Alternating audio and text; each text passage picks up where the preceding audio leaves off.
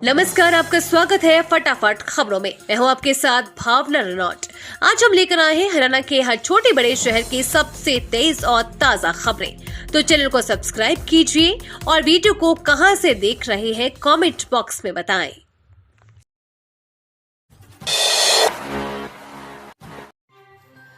क्या हरियाणा रोडवेज की बसों में खड़े खड़े सफर करने पर टिकट नहीं लगेगा? मंत्री अनिल विज ने क्या कहा? हरियाणा रोडवेज की बसों को लेकर एक मैसेज सोशल मीडिया पर वायरल हो गया। इस मामले पर अब कैबिनेट मंत्री अनिल विज को सफाई देनी पड़ी। अंबाला में मीडिया से बातचीत में अनिल विज ने इस संदेश का खंड कर दिया और कहा कि सरकार की तरफ से ऐसे कोई आदेश जारी नहीं किए गए हैं। हरियाणा के परिवहन और ऊर्जा मंत्री अनिल विज ने सोशल मीडिया संदेश का खंडन करते हुए कहा कि कुछ भ्रम फैलाए जा रहे थे कि बस में अगर कोई खड़ा होकर यात्रा करेगा तो उसे टिकट नहीं लेना पड़ेगा, जबकि ऐसा कुछ नहीं है। उन्होंने कहा कि सोशल मीडिया पर लोग चलाते रहते हैं, मुझे इसकी जानकारी नहीं है।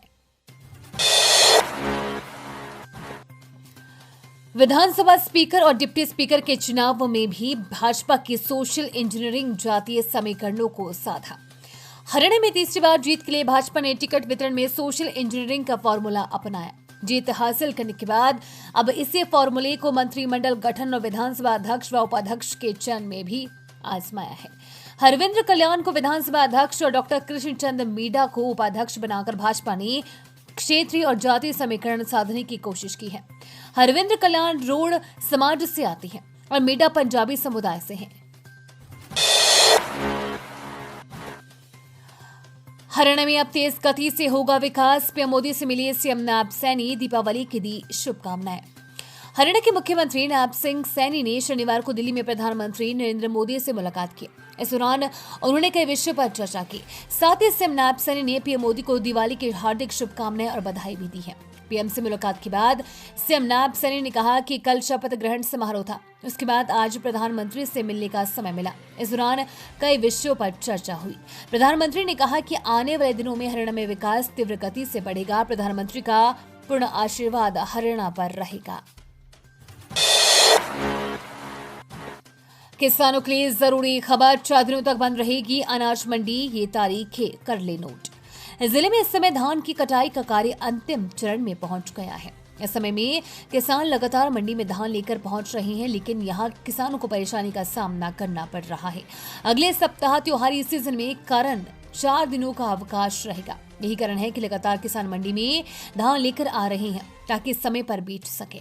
जिले के विभिन्न मंडियों व खरीद केंद्रों से अब तक 24,599 किसानों की 3,82,845 मीट्रिक टन धान की फसल की खरीद हुई है, जिसमें फूड सप्लाई ने 4,372 की सप्लाई की है।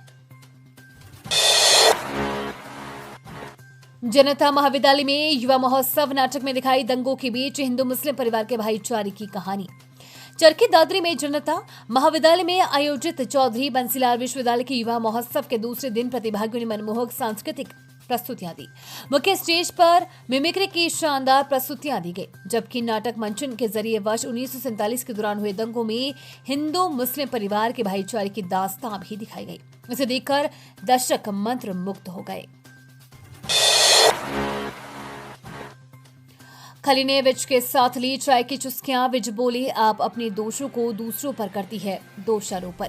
दिल्ली में बढ़ रहे प्रदूषण को लेकर दिल्ली के मुख्यमंत्री आतिशी द्वारा हरियाणा को जिम्मेदार ठहराने पर हरियाणा के ऊर्जा परिवहन एवं श्रम मंत्री यानी कि अनिल विज ने कड़ी प्रतिक्रिया दी।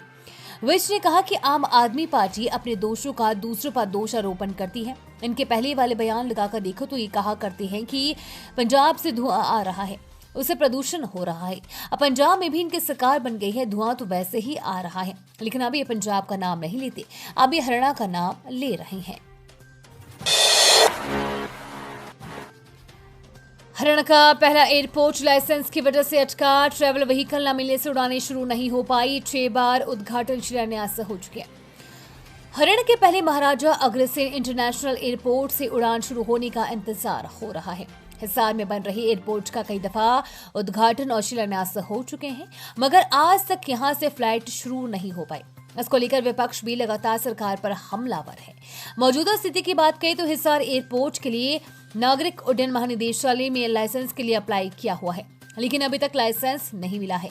इसका मुख्य कारण ये है कि एयरपोर्ट के संचालन के लिए 2 फायर ट्रेवल व्हीकल की जरूरत होती है, लेकिन हिसार एयरपोर्ट के पास एक ही ट्रेवल व्हीकल है। दूसरी ट्रेवल व्हीकल की खरीद हो पाती, इससे पहले ही विधानसभा चुनाव को लेकर आचार संहिता लग गई। हरियाणा के नए चीफ सेक्रेटरी बने विवेक जोशी, केंद्र सरकार ने जारी किया नोटिफिकेशन। हरियाणा में विवेक जोशी को नए मुख्य सचिव का पद मिला है। इससे बाबत नोटिफिकेशन भी जारी कर दिया गया है। केंद्र सरकार द्वारा जारी अधिसूचना के अनुसार कैबिनेट की नियुक्ति समिति ने हरियाणा सरकार के अनुरोध पर कार्मिक लोक शिकायत और पेंशन मंत्रालय के कार्मिक और प्रशिक्षण विभाग के सचिव विवेक जोशी को उनके मूल कैडर में वापस भेजने की मंजूरी दे दी है। सीआरपीएफ के पूर्व जवान राजकुमार के हत्या आरोपियों की गिरफ्तारी के लिए धरने पर बैठे परिजन शव लेने से इनकार। हिसार डीसी कार्यालय में तैनात ग्रुप डी के कर्मी एवं सीआरपीएफ के पूर्व राजकुमार ने सुसाइड मामले में परिजनों ने लघु सचिवालय के बाहर धरना शुरू किया है। परिजनों व ग्रामीणों ने कहा कि जब तक आरोपियों की गिरफ्तारी नहीं होगी तब तक शव को नहीं लेंगे। इस मामले में पुलिस अपने दूसरे पुलिस कर्मियों को बचाने की कोशिश कर रही है। राजकुमार ने डीसी कार्यालय की शिकायत पुस्तिका में 8 पेज का सुसाइड नोट लिखा है, जिसमें उन्होंने अपनी मौत के लिए DSP Ashok Kumar, SHO Jagdish Singh, ASI Usha, ASI Phool Kumar, Sunita, Sonia, Seema, Lalchand Bishnoi, Jasveer सहित अन्य पर आत्महत्या के लिए मजबूर करने का आरोप लगाया है। डीएसपी सहित 10 लोगों के खिलाफ केस दर्ज हो चुका है। हरियाणा में डीएपी खाद की किल्लत, जुलाना और नारनौल में किसानों की लंबी कतारें, उच्चारण में पुलिस ने भांजी लाठियां। हरियाणा में किसानों को डीएपी खाद लेने के लिए भारी परेशानियों का सामना करना पड़ रहा है। जिनके जुलाना और नारनौल में सरकारी खाद की दुकान पर किसानों की लंबी कतारें लगी हुई है, लेकिन पर्याप्त खाद न मिलने के कारण उन्हें घंटों इंतजार के बाद भी खाली हाथ लौटना पड़ रहा है। डीएपी की कमी और सीमित आपूर्ति के चलते स्थिति तनावपूर्ण होती जा रही है। वहीं उच्चारण में डीएपी खाद की किल्लत को लेकर किसानों और पुलिस के बीच विवाद बढ़ गया, जिसके बाद पुलिस ने किसानों पर लाठीचार्ज किया। इस घटना में कई किसान घायल हो गए हैं, जिससे ग्रामीण क्षेत्रों में नाराजगी और तनाव का माहौल बन गया है। बिजली निगम के अपर सचिव के घर चोरी, एक भी ताला तोड़े बिना 8 लाख के गहने ले गए चोर। हरियाणा के चरखी दादरी में बिजली निगम हिसार मुख्यालय में अपर सचिव के तौर पर तैनात रावलधी निवासी राजकुमार के मकान से 8 लाख रुपए के गहने चोरी हो गए। खास बात यह है कि चोरों ने एक भी ताला नहीं तोड़ा। वारदात के बाद अलमारियों का ताला बंद कर चाबी पहले वाली जगह पर रख दी।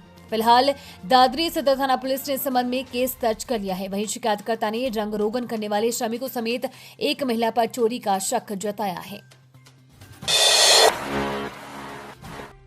हरियाणा सरकार पर हाई कोर्ट ने क्यों लगाया 1 लाख का जुर्माना, कच्चे कर्मचारियों से जुड़ा है मामला। पंजाब एवं हरियाणा हाई कोर्ट ने कोर्ट के आदेशों के बावजूद 2003 की नीति के मद्देनजर कुछ अस्थायी कर्मचारियों की सेवाओं को नियमित करने के लिए उनके मामलों की जांच न करने पर हरियाणा सरकार पर 1 लाख रुपए का जुर्माना लगाया है। इस मामले में राज्य सरकार ने इस वर्ष अप्रैल में हाई कोर्ट की एकल पीठ द्वारा पारित निर्देशों के अनुपालन में मामलों की जांच के बिना ही हाई कोर्ट के समक्ष अपील दायर करने की जल्दबाजी की थी। हरियाणा में लव जिहाद, सलीम ने संजूबन दिल्ली की युवती को प्रेम जाल में फंसाया, गर्भवती होने पर दी दर्दनाक मौत। दिल्ली की युवती की हत्या के मामले में लव जिहाद का मामला सामने आया है। आरोपी मुस्लिम युवक ने हिंदू बनकर युवती को प्यार के जाल में फंसाया। गर्भवती होने के बाद जब युवती शादी के लिए कहा तो उसकी गला दबाकर हत्या कर दी। वहीं शुक्रवार को पीजीआईएमएस रोहतक में डॉक्टरों के बोर्ड ने युवती के शव का पोस्टमार्टम किया। ये थी आज की फटाफट खबरें। हम मिलेंगे अगले बुलेटिन में, तब तक के लिए धन्यवाद और जय हिंद।